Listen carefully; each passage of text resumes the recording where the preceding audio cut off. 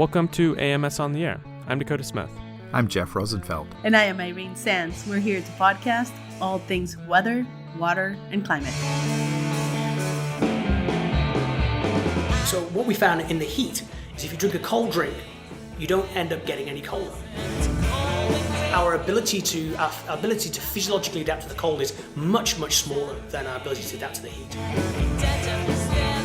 Thanks for listening to another episode of AMS on the Air, the official podcast of the American Meteorological Society. Today we're joined by Associate Professor of Physiology at the University of Sydney, Dr. Ollie Jay. He's also the Director of Thermal Ergonomics Laboratory.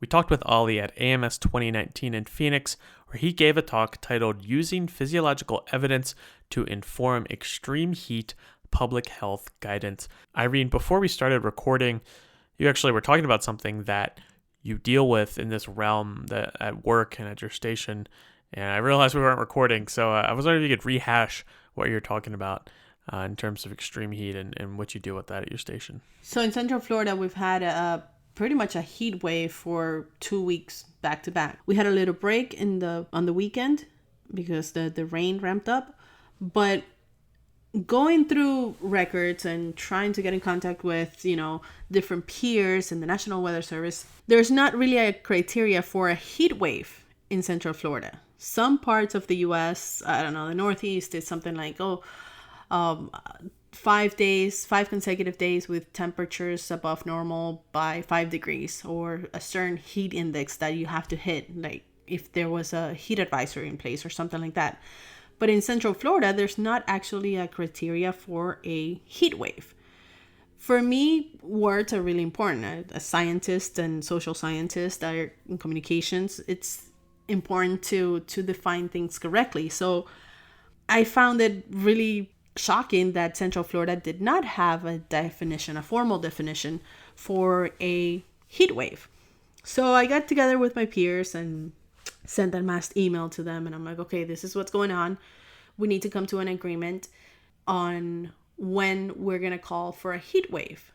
Why? Because simply I don't want it to be, I'm calling it on the web heat wave, and then the person on air in the morning is saying, well, it's not really a heat wave because I don't know, whatever, the criteria is not, and then the person in the evening, well, there's a major heat wave. So for me, consistency and words matter. It's critical for any weather team. So the agreement that we came up with was 95 average high temperatures for 5 days.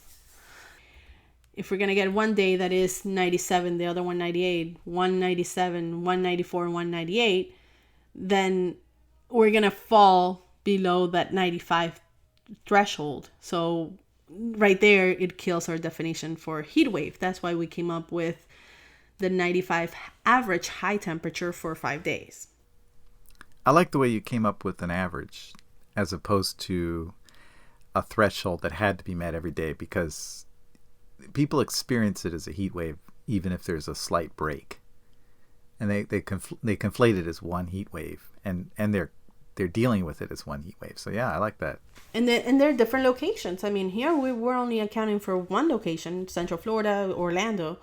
We have to also account for the neighborhoods around us. So the average sort of gives us a little more leeway to play around with it more and to hang on to that definition when there can be a slight variation that technically wouldn't fall into, but it's still going to feel like it. So really, does it matter? Do you see a lot of urban heat island, like really warm nights in urban areas as opposed to outside of urban areas, or is the gradient to is the difference between urban and non-urban in Florida so diluted at this point for most areas? You still see it. It's in Central Florida. You still see it. Definitely see a difference between Orlando, and then you go up a little bit more north where there are more rural areas, and the temperature might fall a little bit more at nighttime, especially in the winter days, and the summer days too. But for us, it's mainly a variation between inland and coast. Yeah, see, where we are, I mean, I have to confess I'm in like a heat deficit part of the country, in that I'm right near the coast. But a few miles from me, of course, it can get 100 degrees very easily. So it would be really hard to communicate that, and it is always hard to communicate that contrast between coast and inland for viewers, all in the same market. Really, really different experience on the same day. One of the things I liked about this interview with Ollie Jay is that he doesn't really look at it as a meteorologist. He looks at it as a doctor. It's a medical issue, and he looks at it from how the body's responding, not just on the outside, but on the inside. How's your stomach responding? How's your digestive system responding? How's everything, all the systemic issues in the body that are related to outdoor heat inside the body? And I've never really thought of that before, but because I think of heat waves as how it feels outside my body, on the surface, but it's inside that's what's really causing systemic problems, that the real health issues. And he really gets to that in a very scientific way.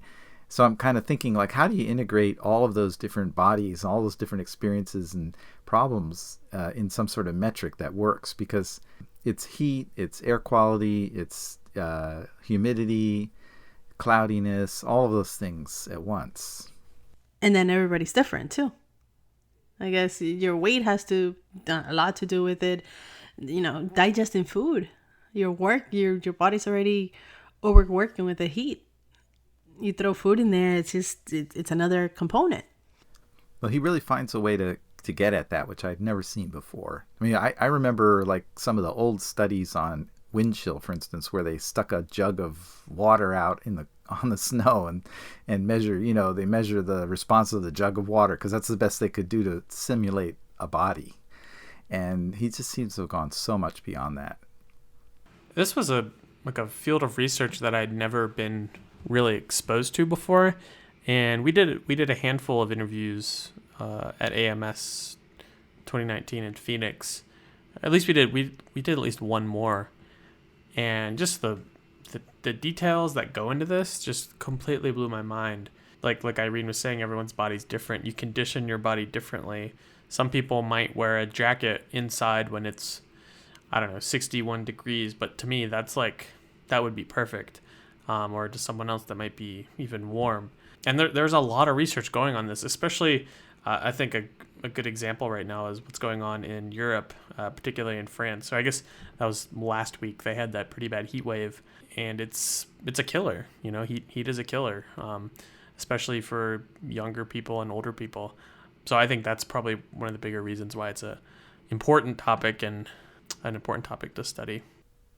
We actually measure heat waves here, at least in this household, by is it too hot to cook?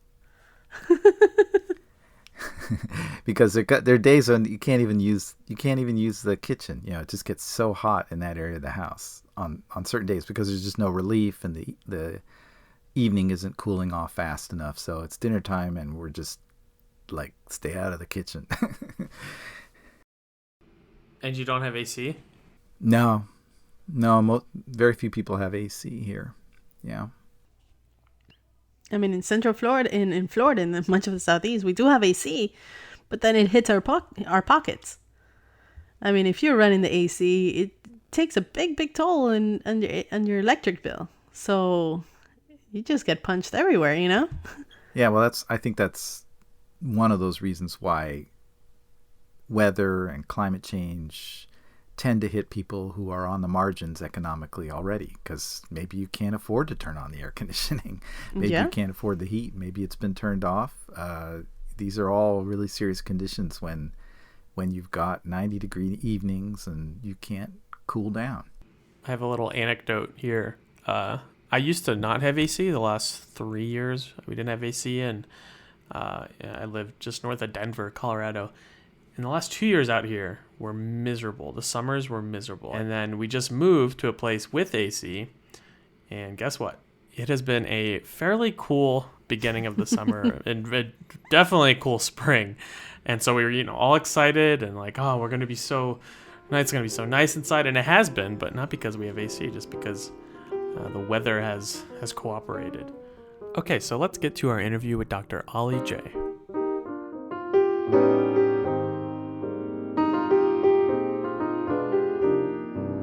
Most of the work that we're doing at the moment and the work that I was presenting in my talk earlier on today today at the AMS meeting was to do with the way in which we're using physiological evidence to try to inform what we're putting into public health guidance in advance of heat waves.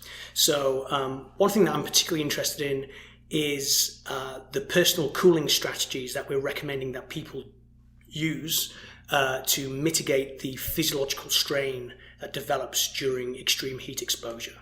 And ultimately that physiological strain can prove deadly. So things like cardiovascular strain, so how much work the heart has to do. And if there's an underlying infirmity due to cardiovascular disease, let's say, or coronary artery disease, that can prove too much and that can result in a catastrophic event.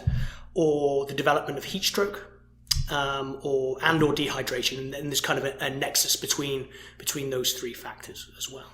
What we do is I have a laboratory. It's called the Thermal Ergonomics Laboratory, and within that laboratory we have a climate chamber, and in that climate chamber we simulate different types of heat waves based on historical weather data.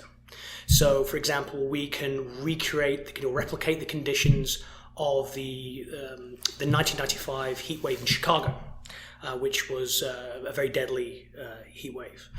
And what we can do is we bring in human participants of all sorts of different shapes and sizes and ages and with different medical conditions. And under careful medical supervision, we'll expose these individuals to a relatively short bout of this heat exposure. And we'll measure how hot they get, how dehydrated they get, and how much work their heart has to do. And we use these as basically leading indicators of potential problems during heat waves. And then we test which different strategies, systematically we test which different strategies serve to reduce that strain as much as possible.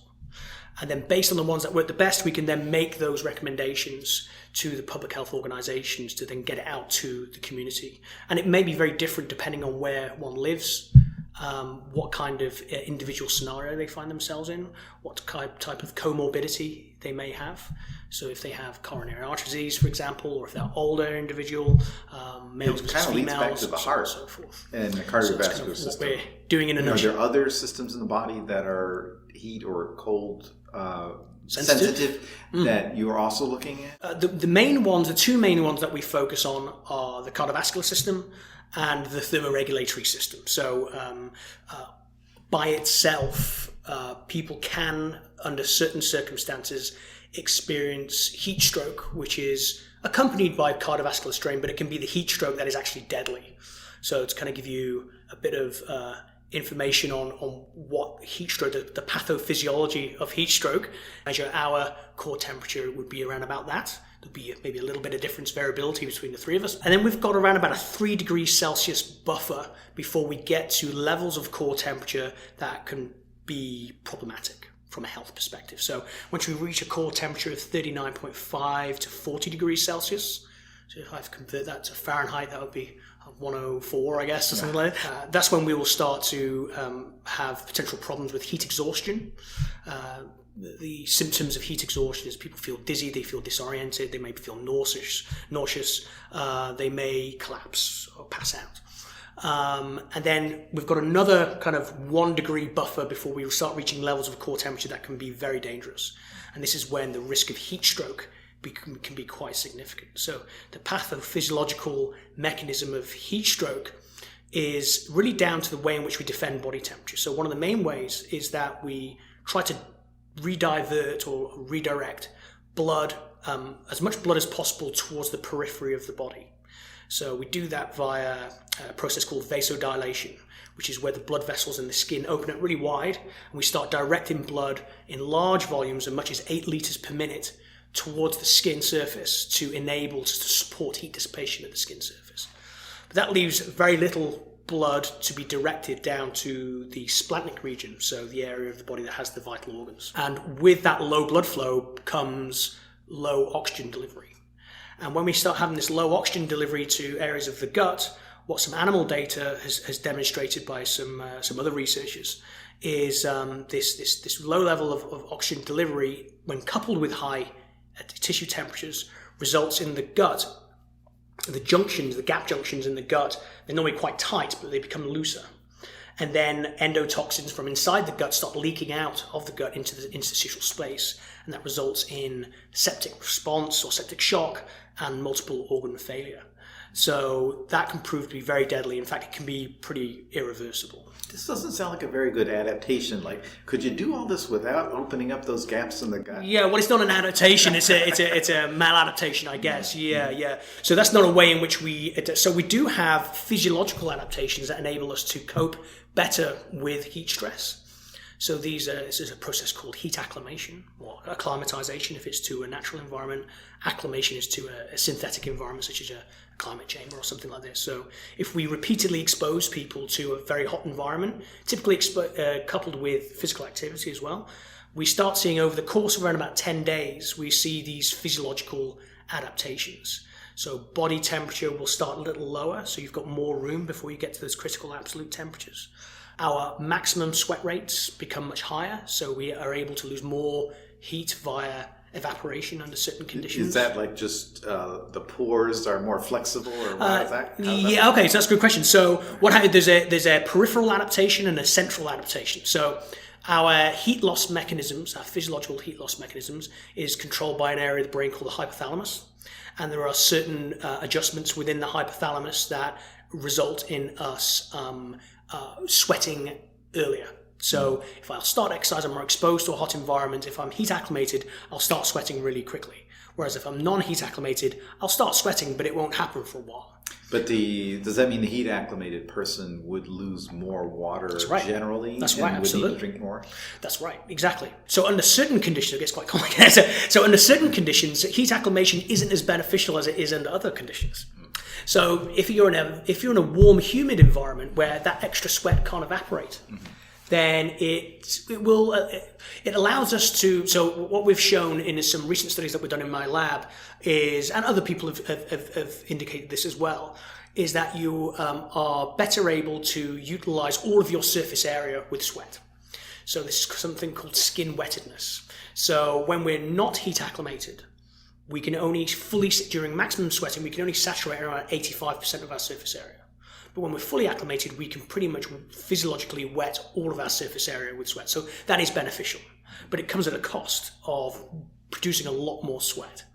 And you've got a lot more sweat that's dripping off the body, that's not contributing to latent heat transfer, and you need to replace those fluids ultimately before it becomes a problem. So there's such a thing as too fast. The sweating is happening too fast. I get under certain circumstances. Evaporation. Under certain circumstances, yes, absolutely. And it's dependent on the environment and the environmental drivers for evaporation. So you can sweat loads, but if there's a high absolute humidity in the environment, and if we have low convective flow, then that really doesn't do a great deal for the process of evaporation, of course. Mm-hmm. So you'll be sweating a lot, but you're still not getting evaporation because the environment doesn't permit it.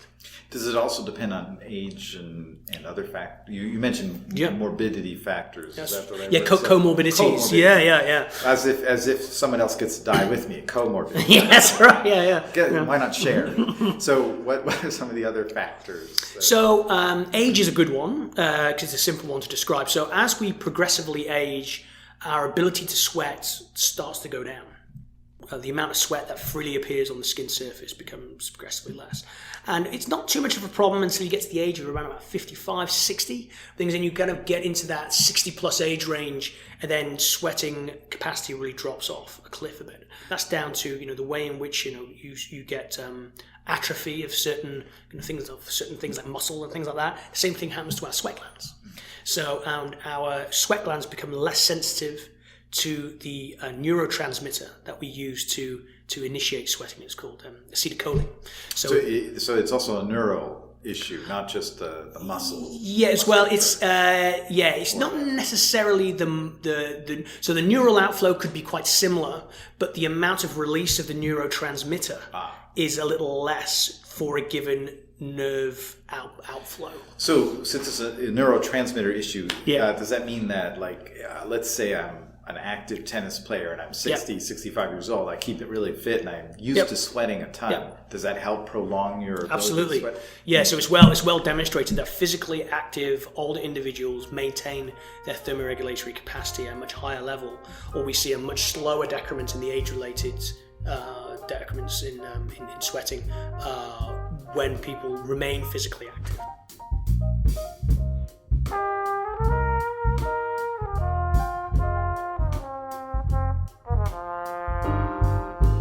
Oh, you're talking about a lot of heat. Yeah. Do you also look at the cold end? A little bit, yeah. So So that's not really your area. my PhD was in the cold, actually. Oh. No, not actually. I physically did. Well, I did it in the UK, so it's kind of in the cold, but more in the wet. But yeah, so my PhD was on. It worked for on a European Union project, which was deriving a European standard. Actually, it's now an ISO standard for the temperature limits for surfaces, cold surfaces in cold working environments. So in the cold, the physiological responses that we have are kind of quite opposite to the heat. So instead of vasodilation, so that increase in blood flow to the skin, we vasoconstrict. So we reduce the amount of blood that's going towards the skin. As a consequence, we have a reduction in our tissue temperatures, particularly in the periphery. So in the hands, that's why the fingers and the nose and the ears are quite susceptible to things like frostbite and extreme cold exposure, because there's very little or no blood flow delivered to those areas, because we have a high density of these arteriovenous anastomoses, which are very temperature sensitive. So they cut down, they basically shut off all blood flow to these areas. So that's a response to the cold. Another one, of course, is shivering as well. One of the ways in which we combat extra heat loss is to increase our heat generation internally. So we'll start shivering, and that generates more heat inside the body to kind of balance that out. So one study we've done quite recently in the cold is looking at the influence of different water temperatures that we ingest. So what we found in the heat is if you drink a cold drink, you don't end up getting any colder. And so even though you're introducing this cold bolus into the stomach, and that's got to have heat transfer to warm up that water to body temperature, what we actually do is that we reduce the amount of sweat that we produce at the skin surface. And the reduction in evaporative heat loss at the skin balances out the extra internal heat loss that we had via conduction. And it's not controlled by core temperature, it's controlled by these separate thermoreceptors that we found in the gut. How long have we known that there were thermoreceptors? We published that paper in 2014, and we were the first people to show it. Yeah. Wow. So before that, what did they think? We were the first people to show that you get these water temperature related reductions in sweating. So if you drink a cold drink, you have a reduction in sweat rate. If you drink a hot drink, you have an increase in sweat rate. And they're independently, so core temperature is still going up. There's no difference between the trials. Your skin temperature is the same. So we then did a follow-up study to say, okay, well, are these thermoreceptors, are they in the mouth? Or are they in the stomach or the abdominal area? So we did a follow-up study where it's a bit grim. So what we got people to do is they came in, we exposed them to the heat, we got them to exercise, so they're sweating freely, and then they drank the drink. They had the reduction in sweating, okay. In another trial, we get them to swill the cold water around in their mouth and then spit it out to see if they had the changing sweating, and we didn't see anything. And then we got a nasogastric tube. So this is a tube that we insert in the nose, down the back of the throat and straight into the stomach. And we pumped the cold water through the nose into the stomach, bypassing the thermoreceptors in the mouth. And we found that we get the reduction in sweat rate. Where can I volunteer for this? Oh, wait, yeah, I'll give you my card when I... So that tells us that those thermoreceptors are in the abdominal area somewhere. So one thing we want to know is that, okay, well, they plug into the sweating mechanism, but do they plug into our cold response mechanism? So we had another study where we got people to put them in a water-perfused suit. So this is a lycra suit that's infused with very thin water hoses, and we flush 5 degrees Celsius water through there. So it really cools you down quite quickly. And then the people start shivering, which is a cold defense mechanism. And then we got them to drink a cold drink and see if it made them shiver more. And we gave them a hot drink and see if they shiver less. And that's what we saw. So again, independently of core and skin temperature, we can modify their shivering responses by just giving them these different water temperatures. And then core temperature and skin temperature are the same. So where does the core temperature measured? Because like when I put a thermometer in my mouth, is that core temperature? Not really. Well, the thing about core temperature is that it's a nice idea that it's this unified thing, but it's really not. So we can measure core temperature in a variety of different ways.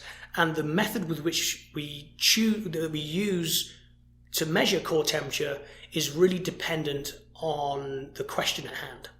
So, and also the environment. So how accessible a sort of how acceptable or viable a certain measurement would be. So in the lab, we can use quite invasive measures. So one of the classic way we measure core temperature is rectal temperature. So we take a flexible thermistor, it's a very narrow gauge, it's self-inserted to a depth of about 12 to 15 centimeters, and that will give you a nice core temperature measurement. But it's not very responsive core temperature measurements because in the area where we're measuring, it's insulated by all of the organs that are surrounding that area, plus they've received relatively low blood flow. So it responds to a certain heat storage or heat debt eventually, but it's quite slow to respond.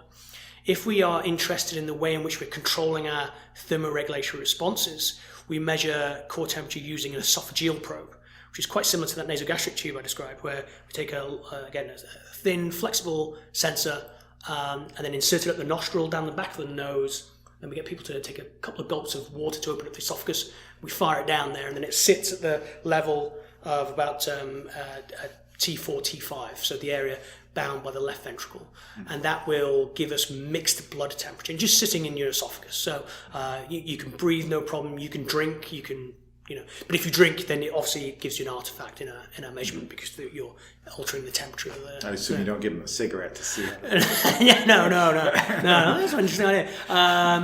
And then, you've got your oral canal. So if you put a thermistor in the ear, that is not as good because it's quite susceptible to environmental stimuli. So if you're measuring oral canal temperature and it's a very hot environment, then you'll get a erroneously high measurement unless it's very well insulated. So the way in which we do it is that we insert the probe into the ear until it actually touches the eardrum, and then you pull it out slightly, and then we get a lot of cotton wool.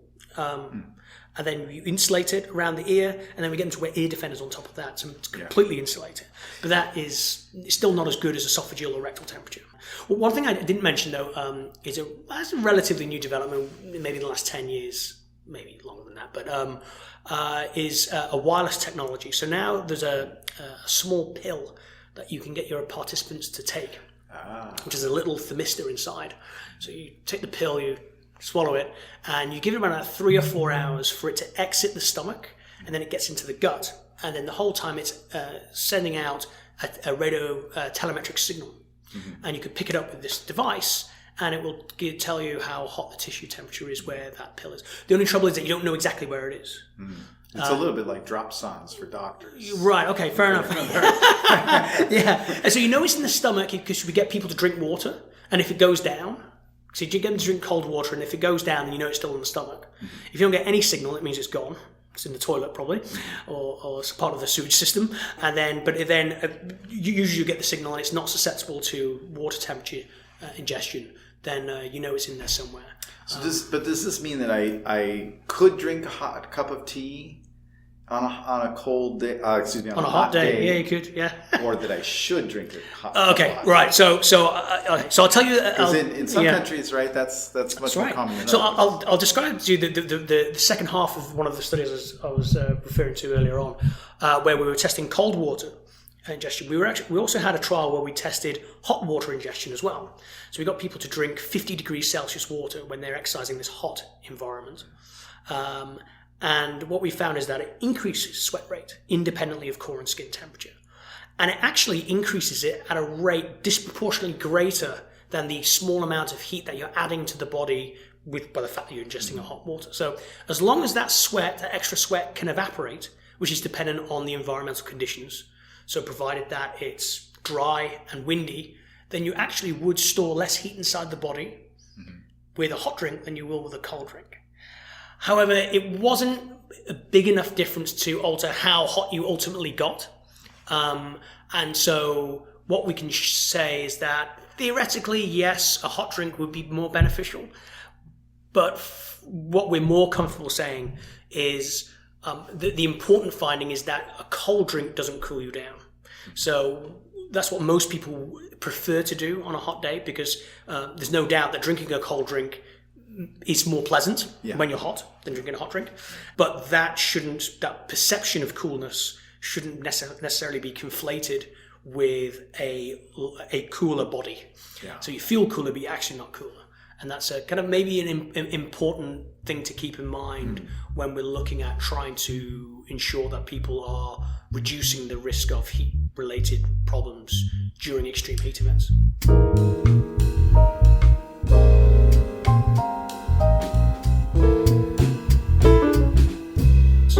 Does clothing, though, then overwhelm some of these factors? Absolutely. Because when you're testing people, I assume they're not totally naked, but they're but the amount of clothing on a hot day, like if you're wearing long pants, long shirt, whatever, you're not getting the benefit of the sweating because the humidity probably maxes out under your clothes. That's a great question. Yeah. So the way in which we define a human thermal environment, so the way in which a human interacts with the environment, we've got the 4 environmental parameters: dry bulb temperature, mean radiant temperature, absolute humidity, and air velocity. But there's 2 personal parameters. One of them is activity levels, how much heat you're generating, but also the other one is clothing. So it's not just clothing insulation. So there's 2 ways in which we look at clothing from a thermal perspective. It's how much dry heat transfer insulation there is, so how much of a barrier or resistance there is to dry heat transfer in both directions, from the body to the environment, from the environment to the body. So that's the insulative properties of the garment. But then there's the evaporative properties as well. So the evaporative resistance, how vapor, what the permeability of that clothing ensemble is to the passage of of water vapor through it. So if you're wearing a relatively vapor impermeable garment, then absolutely it becomes quite problematic. So in the laboratory studies that we do, we always use. It depends on the question that we're asking. So if we're asking a mechanistic question, then we would alter the clothing to enable us answering that one. But when it comes to more practical questions or more ecologically valid questions, such as heat wave resilience and so on and so forth, we ensure that people are wearing, or participants are wearing, the clothing what we would expect people to wear under these particular situations. And it would also change depending on the part of the world that we're translating this work to, and also the cultural kind of considerations with respect to the type of clothing that is acceptable to wear in certain parts of the world as well. So clothing is a very important parameter in all this work. Yeah. I assume in a lot of areas the percentage of people who are adapted to the climate varies. Some areas are resort areas, and so there are a lot of tourists who react differently than locals would. That's right. In other words, like in urban Chicago, it's probably not a high percentage of tourists in the summer necessarily, but in a tropical. I remember going to Chicago in the summer once. It's very hot. Yeah, that's kind of it's potentially more of a complex situation. So first of all, if we look in United States is a really good example for this. So the prevalence of air conditioning use in the United States is very high. And we do have physiological adaptations to the heat whereby we become heat acclimated. So our core temperature reduces down, and we talked about this before, greater sweat rates, and we have an expansion of our plasma volume. It's another one I didn't mention before. So your blood volume increases. So that means that your heart has to beat fewer times every minute in order to deliver the same amount of blood, which is quite beneficial. So then the heart has to do less work. And that's in what kind of climates? So we get those. So if I was to get people to come into the laboratory and I wanted to put them through a heat acclimation protocol, it's quite intense. So you'd get people to come in, expose them to a 40 degrees Celsius, maybe 40% relative humidity room, get them to exercise about 60 to 70% of their aerobic capacity, which is quite intense, and get them to do that for 100 minutes, 10 days straight. And only when you do that will you get that full development of those heat acclimation. So that's quite a stimulus to physiologically adapting. Is the same for the reverse, for acclimating to your Chicago winters? Right. So the thing is that similar amount of acclimation? Yeah. The thing is that our ability to physiologically adapt to the cold is much smaller than our ability to adapt to the heat. In fact, there's very relatively weak evidence to demonstrate a great deal of physiological capacity for humans to adapt to the cold. Is more behavioral. But the key to the heat acclimation is that you need to be exposed to the stimulus sufficiently to induce those adaptations. So the analogy I use is that I'm not going to get big muscles by having my office next door to a gym. I've actually got to go into the gym and lift the weight and expose myself to the stimulus in order to get that. No, I've got big muscle, but to get that adaptation. It's exactly the same thing as if we're sitting cocooned inside of our air-conditioned environment. It can be 45 degrees Celsius outside in Phoenix, but you're not going to adapt to it if you don't expose yourself to the stimulus. And given the prevalence of air conditioning use in many parts of the world, and I think the US is a good example, is that the amount of physiological adaptation that does occur is probably not as much as we like to think it might be. And still then, we don't really know how far on the spectrum of adaptation we actually sit, and it would be dependent on the way in which what the exposure is. So to give you, we're doing a study right now back in Sydney, which has started this summer. So we're in our summer, of course. We're recruiting a group of construction workers and a group of people that work inside an air-conditioned office in the central business district. And we're bringing them in at different points throughout the year, and we're monitoring the conditions that they are exposed to on a daily basis. And we're trying to see if there's evidence of any heat acclimation in either group. And what we're hypothesizing is that the group that's outside, being physically active, with regular exposure to hot environments, also wearing clothing as well, which adds to the thermal strain, we expect to see an adaptation response in those individuals. But the people who are inside their air-conditioned environment, we don't expect to see a great deal of adaptation in that group at all. So that would help kind of help us start to understand the way in which these adaptation responses potentially develop. One of the hardest things to do for the body, I think, is in a place like Boston. Let's take a random example. Yep. And you're going from outside to inside. You're wearing heavy clothing. You're dressed to go outside. Yep. And you go inside. There's all sorts of considerations of how dry it can be in some of these environments because of the heating systems. Yep. And you feel a lot of strain, or could feel strain, I suppose, if you're susceptible, being overdressed inside and not realize it until it's too late. Like, so you mean in the winter or the summer? In winter. In winter, yeah. So I have personal experience of this. So before I moved to Sydney 5 years ago, I was in Ottawa, in Canada, for 8 years.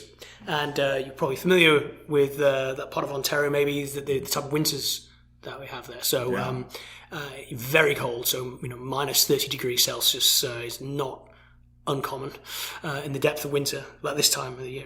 So I used to live about 3 kilometers away. I used to walk to work every day, and I would be massively overdressed when I first get out there, because the first sensation is intense cold. But as you're generating more and more heat as you're walking quite quickly to work, and there's very little, you're almost an adiabatic system because there's no heat transfer at all because you're so well insulated from the environment, is that you'll start sweating. And by the time I would get to the office, despite it being minus 25, minus 30, I'd be mildly hypothermic. And so the first thing you have to do is of course, just strip off as soon as you get inside. So, I mean, in terms of the type of strain, one of the things that the human body is really good at, or the humans are really good at, and we have our physiological responses, but the most profound way in which we can cope with our environment is through behavioral adaptations. So, in the cold, it's adding clothing insulation, seeking shelter or warmth, and so on and so forth. In the heat, it's basically the opposite. Changing our metabolic rates through choosing, if we're in a situation where we can. Sub-occupational environments, you can't do that. So our behavioral adaptation capacity is massively reduced because of external factors. But generally, we're very good at adapting behaviorally. So in those particular cases, so what I found when I first moved to Ottawa, because I'd never experienced these conditions before, I wasn't physiologically adapting. I was just gaining experience of behavioral adaptations that were more effective at reducing my thermal discomfort. So in the cold, it's more behavioral adaptations that help us out. And provided that you're pretty reasonable at that, you shouldn't be at the point where it would give you health problems. One thing that does occur especially this time of year, though,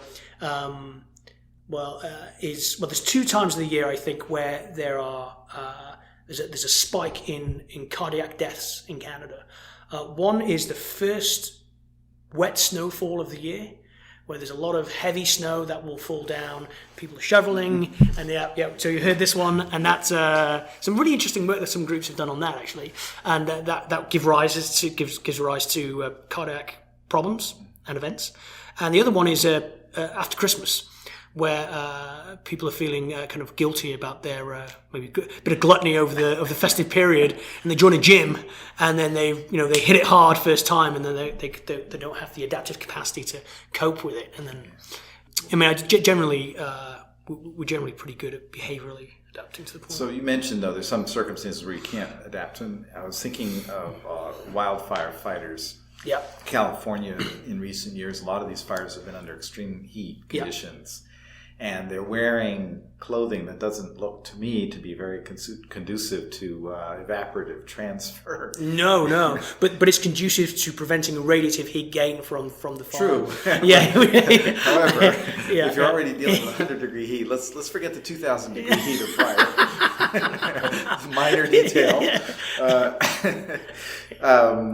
What kind of drinking, I can imagine the drinking you would do after the firefighting. What kind of drinking do you do during the firefighting? Or what can you do as a firefighter to get through that kind of experience? Well, yeah. So in this particular case, so there's some interesting data from an Australian group that did some work with wildfires fighting in the 70s or 80s, I think it was.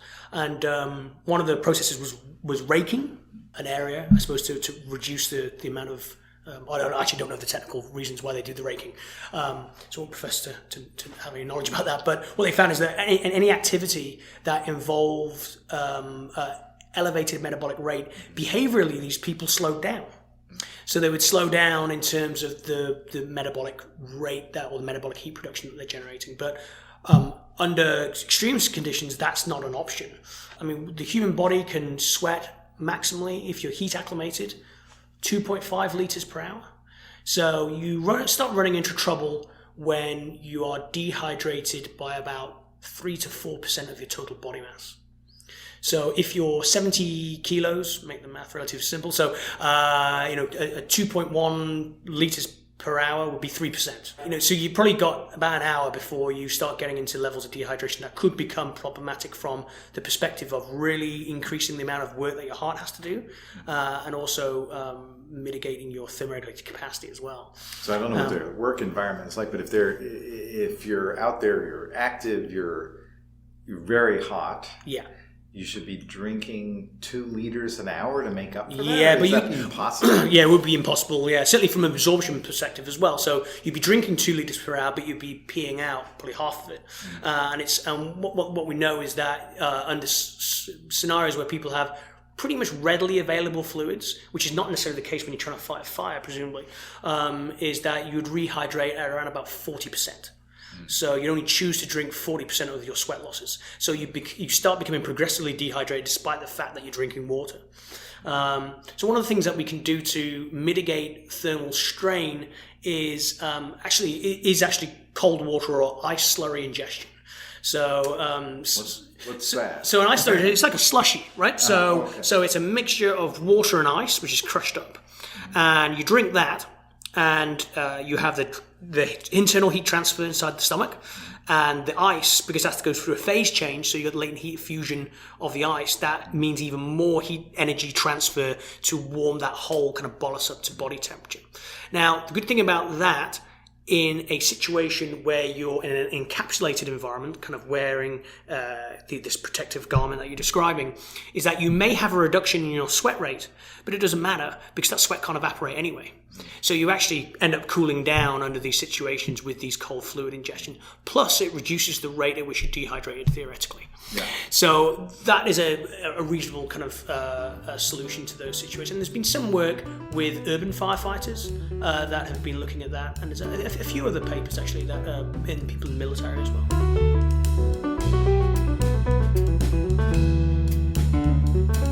Some of the climate change studies are showing potentially increase in the risk of high heat, high humidity days in some of these places. Like in Egypt, I know had some high humidity, high heat days a few years ago that were sort of attributable in part to climate change. And there's some suggestion that like the Persian Gulf and other these places that are super extreme. Yeah.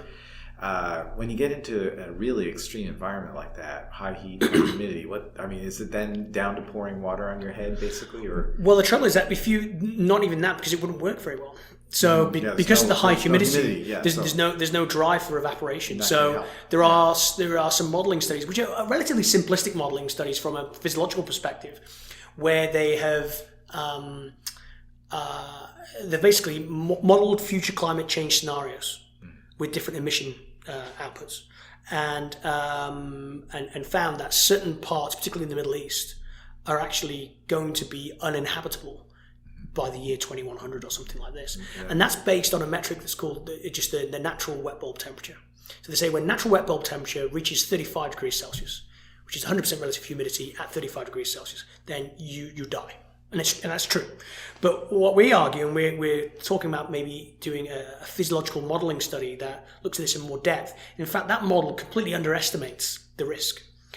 Things will become will become uninhabitable at far cooler conditions than that, on account of the fact that you're going to die because we generate heat. We're not just an inanimate object not generating heat. Because we're generating heat, we're always going to need to have heat loss. And if that process doesn't take place, you're going to have problems at cooler temperatures. The other thing is that for a place to be habitable, presumably you've got to be able to work. And if there's any if any of these occupations require physical activity that involve higher metabolic rates, then it might be problematic. One thing we're also looking at is saying, okay, well, you might be able to live as an adult there, but can a child survive? Mm-hmm.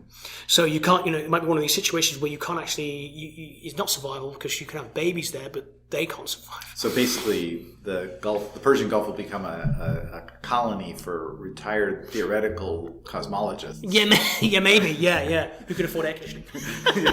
Yeah. Potentially. Thank you very much for all of those insights. Oh, no, it's an absolute pleasure. Thanks very much for the invitation.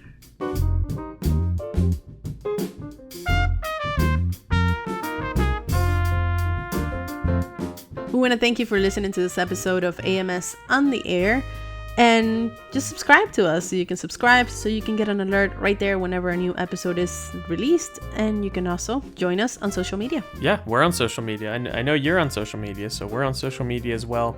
Follow us at AMS on the Air, Facebook, Twitter, and as everyone is calling it these days, the Gram Instagram. We post episodes whenever we publish them. Find them right there. So from Irene and Dakota, but especially Irene, stay frosty, my friends. Happy weather.